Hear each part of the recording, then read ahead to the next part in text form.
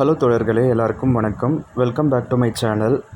என்னுடைய சேனலுக்கு புதுசாக வந்திருக்கீங்கன்னா மறக்காமல் சப்ஸ்கிரைப் செஞ்சுக்கோங்க. ஸோ என்னுடைய வீடியோஸ்லாம் பிடிச்சிருந்தால் லைக் பண்ணிக்கோங்க. மறக்காமல் உங்கள் ஃப்ரெண்ட்ஸ் அண்ட் ஃபேமிலி மெம்பர்ஸ் கூட ஷேர் பண்ணிக்கோங்க. இன்றைக்கி நம்ம இந்த வீடியோவில் பார்க்க போகிறது, இப்போ ரீசெண்டாக நான் திருப்பதிக்கு போயிட்டு சாமியை பார்த்துட்டு வந்திருந்தேன்.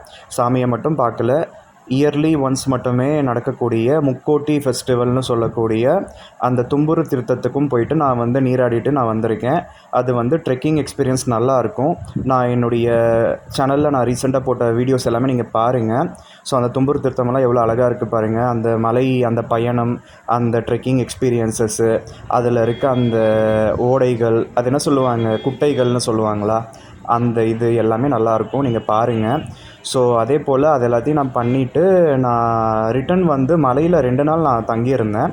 ஸோ நான் தங்கினது பார்த்திங்கன்னா வெங்கடாத்ரி நிலையம்னு சொல்லக்கூடிய ஒரு பில்டிங்கு. அந்த ஒரு பில்டிங் பார்த்திங்கன்னா இப்போ புதுசாக கன்ஸ்ட்ரக்ட் பண்ணியிருக்காங்க போல். ரொம்ப சூப்பராக இருக்குது. ஆர்கிடெக்சர் வைஸும் சரி, மெயின்டெனன்ஸும் நல்லா இருக்குது. ஸோ அது எல்லாத்தையுமே நான் ரீசெண்டாக நிறைய வீடியோஸ் போஸ்ட் பண்ணியிருப்பேன், நீங்கள் பார்த்துருப்பீங்க. ஸோ அந்த வெங்கடாத்ரி நிலையத்திலேருந்து நான் லாக்கர் எடுத்திருந்தேன். அந்த லாக்கரை கரெக்டாக 24 ஹவர்ஸ் டைம் இருக்குது. பட் அவங்க 1.5 டே டைம் கொடுக்குறாங்க. ஸோ அதனால் பிரச்சனை இல்லை. ஸோ கொஞ்சம் முன்ன பின்ன ஆனாலும் பிரச்சனை இல்லை. அவங்கக்கிட்ட நீங்கள் கரெக்டாக அந்த லாக் ஒப்படைச்சிட்டு வரணும். ஒருவேளை நீங்கள் அந்த லாக்கை நீங்கள் கரெக்டாக ஒப்படைக்கலைன்னா 700 ரூபாய் ஃபைன் போடுவாங்க. அதே மாதிரி ஒருவேளை சாவி தொலைச்சிட்டாலும் அந்த லாக்கு நீங்கள் ஒப்படைக்கலைன்னா 700 ரூபாய் ஃபைனு. அதே போல் அவங்க போர்வையும் பாயும் கொடுக்குறாங்க. அது நீங்கள் திருப்பி ஒப்படைக்கலை, அதை தொலைச்சிட்டிங்கன்னா அதுக்கு 1000 ரூபாய் ஃபைனு. மற்றபடி அது free of cost Aadhaar card மூலமாகவே நமக்கு ப்ரொவைட் பண்ணுறாங்க, பிரச்சனை இல்லை. ஸோ அங்கேருந்து நான் எல்லாத்தையும் பைசல் பண்ணிவிட்டு வெளியில் வந்த உடனே பார்த்திங்கன்னா பஸ்ஸுங்க வந்தது. நானும் டக்குன்னு நான் ஏறி உட்காந்து பஸ் ஸ்டாண்டில் வரையும் விட்டுடுங்க, நான் ஆல்ரெடி ரிட்டன் டிக்கெட் எடுத்துட்டேன், ஏசி பஸ்ஸுக்கு நான் எடுத்திருக்கேன் அப்படின்னு சொல்லி கேட்டேன். அதெல்லாம் இறக்கூடாது, இறங்குன்னு சொன்னார். அதுக்கப்புறம் அந்த டிரைவர்கிட்ட ரெக்வஸ்ட் பண்ணி ரொம்ப கஷ்டமாக இருக்குங்க நடக்க, ஆல்ரெடி நான் தும்புரு திருத்தத்துக்கு வந்தவேன்னு சொன்னேன். சரி உட்காருன்னு சொல்லிட்டு அங்கேருந்து ஜஸ்ட்டு ஒரு 1/2 கிலோமீட்டரா 1 கிலோமீட்டரான்னு தெரியல, பஸ் ஸ்டாண்டில் விட்டுட்டார். Ram Pakeeza bus stand. அந்த பஸ் ஸ்டாண்டில் பார்த்திங்கன்னா நான் ரிட்டன் டிக்கெட் எடுத்தது ஏசி பஸ்ஸு. ஏசி பஸ் ரொம்ப கம்ஃபர்ட்டாக இருக்குது. ஸோ ரிட்டனும் சேர்த்து எடுத்தால் உங்களுக்கு 220 ரூபா கிடையாது, 200 ரூபா தான். ஸோ 20 ரூபா கம்மியாகும். ஸோ 3 டேஸ் டைம் இருக்குது, அதுக்கப்புறம் நீங்கள் ரிட்டன் ஆகலாம். ஸோ அது எக்ஸ்பைரி ஆகிடுச்சுன்னா உங்களுக்கு ரிட்டன் டிக்கெட் செல்லுபடி ஆகாது. ஸோ கன்சிடர் பண்ணுவாங்களான்னு தெரியல. பட் நான் அந்த டியூ டேட்குள்ளேயே நான் ரிட்டன் ஆகிட்டேன். ஸோ அந்த ஏசி பஸ்ஸில் நான் மாறி நான் அங்கேருந்து நான் கீழே இறங்கிக்கிட்டு இருக்கேன்.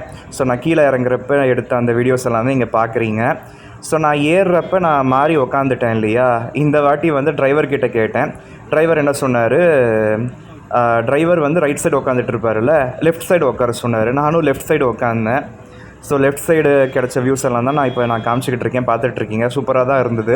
ஏசி பஸ் ரொம்ப கம்ஃபர்ட்டாக இருக்குங்க, வெயிலே தெரியல, உள்ளே குளுக்குளுன்னு இருக்குது. இத்தனைக்கும் அந்த ஏசி பஸ்ஸு எலக்ட்ரிக் வெஹிக்கலில் இந்த அளவுக்கு பிரம்மாண்டமாக பண்ணியிருக்காங்கன்னா சூப்பராக இருக்குது. காஸ்ட் வைஸ் கூட அஃபோர்டபுள் தான். ஸோ ரொம்ப நல்லா இருந்துச்சு. ஸோ ஓவராக கூட்டம்லாம் இல்லை. இது நான் ஏப்ரல் 31, 1, 2 அந்த டேட்டில் தான் நான் மலையில் இருந்தேன், 2026. ஸோ ஆல்மோஸ்ட் நிறைய பேருக்கு ஸ்கூல்லாம் முடிஞ்சிருக்கும். ஸோ இந்த நேரத்தில் தான் கூட்டமாக இருக்குன்னு சொல்லுவாங்க. பட் ஓரளவுக்கு கம்ஃபர்டபுளாக தான் இருந்தது. நான் SST டோக்கன் புக் பண்ணிவிட்டு அது மூலமாக நான் ஒரு 5 ஹவர்ஸில் நான் சாமியை பார்த்துட்டு வந்துட்டேன்.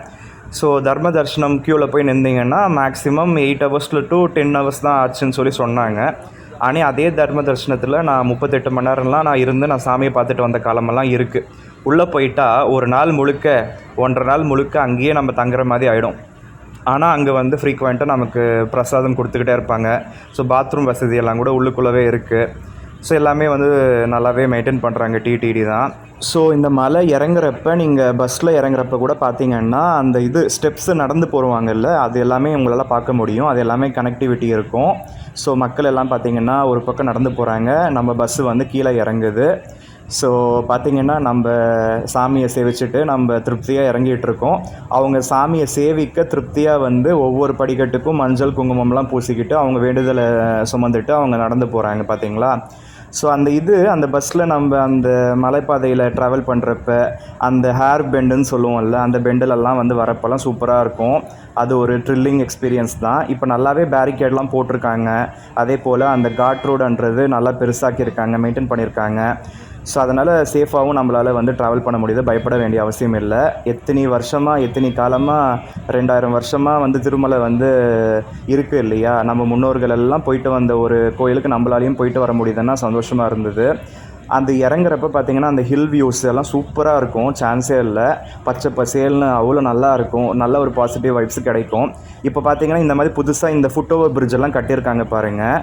முழுக்க மக்கள் வந்து பாத யாத்திரை அந்த அலிப்பிரி அந்த வழி மூலமாக நடந்து போகிறவங்க எல்லாரையுமே நம்ம இறங்குறப்ப பார்க்க முடியும். ஸோ நான் ஏசி பஸ்ஸில் தான் இந்த வாட்டி ஏறி இறங்கினேன். எப்போயுமே நான் என்ன நினைப்பேன், மேபி அது ரொம்ப காஸ்ட்லியாக இருக்கும் போல், இல்லைனா ப்ரைவேட் ஏர் போலன்னு நினச்சேன். ஆனால் அது டிடிடி அவங்களோடது தான். ஸோ ரொம்ப கம்ஃபர்ட்டாக இருந்தது. ஸோ நிறைய பேர் வந்து பார்த்திங்கன்னா ஜென்ஸ் எல்லாமே பார்த்திங்கன்னா கல்யாணம் ஆனதுக்கப்புறம் 40 வயசுக்கு மேலே ஆனதுக்கப்புறம் கூட அவங்க ஃப்ரெண்ட்ஸ் எல்லாம் சேர்ந்து இந்த மாதிரி ட்ரிப்ஸ் எல்லாம் போவாங்க போல். இந்த பஸ்லேயுமே அந்த மாதிரி ஒரு கேங்கை பார்த்தேன். ஒரு 3 பேர் 4 பேர் சேலம் மதுரைக்காரங்களானு தெரியல. அவங்க பாருங்கள் 45+ இருந்தாலும் அவங்க ஜாலியாக வந்து அவங்க ஃபேமிலி, அவங்க மிஸ்ஸஸ், அவங்க பசங்க எல்லாம் தலைவலியும் விட்டுட்டு அவங்க ஃப்ரெண்ட்ஸோடு சேர்ந்து கோயிலுக்கு வந்து பார்த்துட்டு போகிறாங்க. மேபி அவங்களும் அந்த தும்பூர் தீர்த்தத்துக்கு தான் வந்த மாதிரி இருக்குது அவங்க பேசினதெல்லாம் வச்சு பார்த்தா. ஸோ இந்த மாதிரி பார்த்திங்கன்னா ஜென்ஸு நல்லாவே பேச்சுலர் லைஃப் என்ஜாய் பண்ணுறாங்க கல்யாணம் ஆனதுக்கப்புறம் கூட. அதே போல் இந்த அலிப்பிரி வழியாக நீங்கள் நடந்து வரப்போ தசாவதாரத்தை வச்சுருப்பாங்க. அதே போல் ஆரம்பத்திலே பார்த்திங்கன்னா அந்த இந்த மோட்சம் கஜேந்திர மோட்சம் இருக்கும். கஜேந்திர மோட்சம்ன்றது என்னென்னா, யானை வந்து தண்ணிக்குள்ளே இறங்குறப்ப முதல்ல வந்து அதோட காலை கடிச்சிடும். ஆனால் அதனால் அந்த முதலை கடியிலேருந்து தப்பிக்க முடியாது. அப்போ வந்து வெங்கடேஷா நமோ நாராயணான்னு சொல்லிட்டு அது கத்தும். அது கத்துன உடனே பார்த்திங்கன்னா அந்த யானைக்காக பெருமாள் கீழே இறங்கி வந்து அந்த முதலையை வந்து சுதர்சன சக்கரத்தோட கொன்னுட்டு அந்த யானையை காப்பாற்றுவார். அதே போல் அந்த யானைக்கு வந்து மோட்சம் கொடுப்பாரு. அது கஜேந்திர மோட்சம்னு சொல்லுவாங்க. அதுக்கு ரிலேட்டடாக அங்கே வந்து ஒரு குகை மாதிரி அங்கே வந்து சிற்பம் இருக்கும். ஸோ இந்த மாதிரி அலிப்பிரி வழியாக நீங்கள் நடந்து வரப்போ இந்த மாதிரி நிறைய பார்க்கலாம். ஸோ அதே போல் இந்த ராமானுஜருக்கு ஒரு தனி சந்நிதி இருக்கும். அது வந்து பார்த்திங்கன்னா மோக்கால் மெட்லுன்னுவாங்க. ஸோ அந்த மாதிரி நிறைய இருக்கும். அங்கே பார்த்திங்கன்னா ஃபுல்லாக ஆழ்வார்கள் கூட தனித்தனியாக வந்து நிற்க வச்சுருக்காங்க. ஸோ நீங்கள் அலிப்பிரி வழியாக நீங்கள் வரப்போ இதெல்லாமே பார்க்கலாம். தசாவதாரத்தில் கிருஷ்ணருக்கு மட்டும் நல்ல பெரிய சிலை இருக்கும். அந்த சிலை நீங்கள் இந்த பஸ்ஸில் வரப்போ உங்களால் பார்க்க முடியும். நான் வீடியோ எடுக்க முடியல. இது எல்லாத்தையும் தாண்டி அங்கே ஹனுமார் சிலை இருக்கும் பாருங்கள். அலிப்பிரி வழியாக நீங்கள் நடந்து வரப்போ அந்த ஹனுமான் வந்து நல்லா பெருசாக வளர்ந்த மாதிரி இருக்கும். அது எப்போயுமே பார்த்திங்கன்னா நாஸ்டாலஜிக் மெமரி தான்.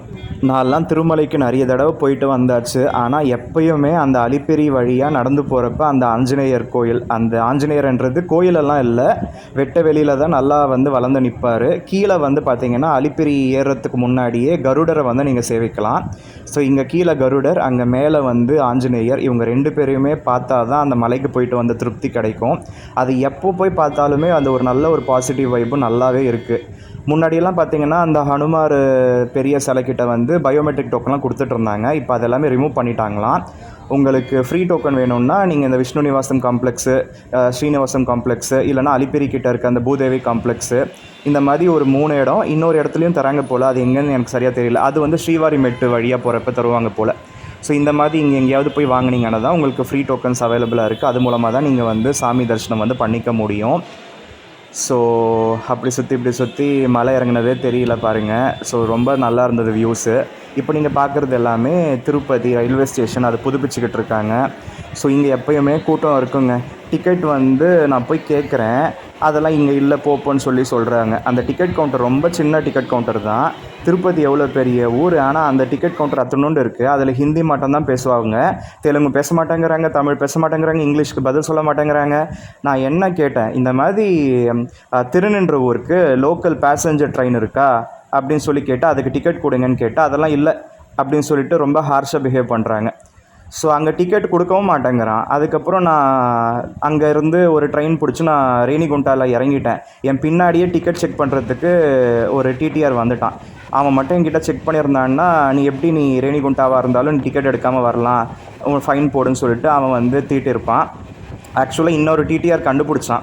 அவன் என்ன சொல்லிட்டான்னா, அந்த டிடிஆர் இந்த மாதிரிலாம் டிக்கெட் எடுக்காமல் வரக்கூடாதுன்னா, உங்கள் கவுண்டரில் உங்கள் ஆளுங்க தான் டிக்கெட் கொடுக்கல, நான் என்ன பண்ணட்டும் அப்படின்னா, இல்லை நீ வந்து இறங்கிட்டு நீ டிக்கெட் எடுத்துகிட்டு நீ அடுத்த ட்ரெயினில் வா அப்படின்னு சொன்னாங்க. கொஞ்சம் ரெக்வஸ்ட் பண்ணிக்கிட்டு கொஞ்சம் ரேணிகுண்டாவில் இறங்கிட்டு நான் அங்கே டிக்கெட் வாங்கிட்டு நான் என்னுடைய ட்ரெயின் பிடிச்சிக்கிறேனேன்னு சொல்லி கேட்டதுக்கு, அட்லீஸ்ட்டு இந்த மாதிரி ரிசர்வேஷன் கம்பார்ட்மெண்ட்டில் ஏறாமல் அட்லீஸ்ட் ஜென்ரலில் போய் பாரு அப்படின்னு சொல்லிட்டு சொன்னார். அந்த டிடிஆர் சொன்னதுனால தான் அந்த நம்பிக்கையில் நான் வந்தேன். ஸோ ஆனால் இங்கே வந்ததுக்கப்புறம் பின்னாடியே வந்து ஜென்ரலில் நான் ஏறல போல். ஸோ அவசரத்தில் வேறு 2-3 பெட்டி தாண்டி மறுபடியும் ரிசர்வேஷனில் ஏறிட்டேன் போல். ஸோ மறுபடியும் டிடிஆர் வந்து ஹிந்திக்காரனுங்க, எங்கே போனாலும் ஹிந்திக்காரனுங்க. அவனுங்க எல்லாருக்கிட்டையும் செக் பண்ணி அவங்க கூட வந்து மல்லு கட்டிக்கிட்டு இருந்தான். சண்டை சச்சரவாக இருந்தது. டிடிஆர் ஃபைன் போட்டுட்டு இருந்தான். எங்கே நம்ம தலையில் ஏதாவது மிளகா அரைச்சிட போகிறாங்கன்னு பயந்துக்கிட்டே இருந்தேன். அப்புறமா அப்படி இப்படின்னு அவங்க சண்டை சச்சரவில் ரேணிகுண்டா வந்துருச்சு. நான் ரேணிகுண்டா இறங்கிட்டேன். அதுக்கப்புறம் பார்த்திங்கன்னா நான் அங்கே டிக்கெட் எடுத்து ஸோ லோக்கல் ட்ரெயின் ஆக்சுவலாக அரக்கோணம் வரையும் தான் வந்தது. அரக்கோணம் இறங்கிட்டு அரக்கோணத்துலேருந்து வேப்பம்பட்டுக்கு லோக்கல் ட்ரெயின் பிடிச்சி நான் வீட்டுக்கு வந்து சேர்ந்தாச்சு. ஸோ இந்த வாட்டி இப்படி தான் அமைஞ்சது. இங்கே வேப்பம்பட்டுலேயும் பார்த்திங்கன்னா பிரிட்ஜ் ஒர்க்லாம் கம்ப்ளீட் ஆகிடுச்சு. நல்லாவே அப்ரிசியேஷன் ஆகிப்போச்சு. இப்போ இங்கே வந்து இங்கேருந்து திருவள்ளூருக்கு போகிறதுக்கு சிவப்பேட்டைக்கு போகிறதுக்குலாம் ரொம்ப சிம்பிளாக இருக்குது அந்த பிரிட்ஜு வழியாக. ஸோ இந்த வாட்டி பார்த்திங்கன்னா இந்த திருப்பதிக்கு நான் போயிட்டு வந்ததுக்கு எனக்கு 950 ரூபாவோ என்னவோ வந்து செலவாச்சு. ஒரு 50 ரூபா மட்டும்தான் மிச்சம் இருந்தது. ஸோ ஆட்டோ பிடிச்சா 80 ரூபா கேட்பாங்க. அதனால் 50 ருபீஸ் தான் இருந்ததுன்றதுனால பொடிசாக நடந்து வந்துகிட்டே இருந்தேன். அதுக்கப்புறம் ஒருத்தர்கிட்ட லிஃப்ட் கேட்டேன். அவர் கொடுத்தாரு. அவர்கிட்ட லிஃப்ட் ஏறி நான் வந்து ஒரு இடத்துல இறங்கிட்டு அங்கே மறுபடியும் ஒரு கிலோமீட்டர் நடந்து நான் என் வீட்டுக்கு வந்துட்டேன். ஸோ இந்த குளம் எல்லாம் பார்த்து தான் எனக்கு இந்த இடம் பிடிச்சி நான் இங்கே வந்து நான் வீடு கட்டி நான் குடி வந்து நான் இங்கே கஷ்டப்பட்டுருக்கேன். சொந்த வீடுன்றதுனால அக்கத்து பக்கத்துக்காரங்க சரியில்லைனாலும் என்னால் வந்து டக்குன்னு இங்கேருந்து போக முடியல. என்னதான் நம்ம நல்லவங்களாக இருந்தாலும் நம்ம யாருக்கும் கெடுதல் செய்யலைனாலும் நமக்கு கெடுதல் தான் நடக்குது. நம்ம வந்து சுற்றி கெட்டவங்க தான் இருக்காங்க. இதெல்லாம் எப்போ மாறப்போகுதுன்னு தெரியல. அந்த வெங்கடேஸ்வர பெருமாள் தான் நம்மளோட பாவத்தெல்லாம் குறைச்சி இந்த மாதிரி பாவப்பட்ட ஜனங்களெல்லாம் நம்ம லைஃப்பில் இருந்து நீக்கணும். எனக்கு ஒரு நிம்மதியை கொடுக்கணும்னு சொல்லி நான் வேண்டிக்கிறேன். உங்கள் எல்லாருக்கும் கூட நான் சேர்த்து வேண்டிக்கிறேன்.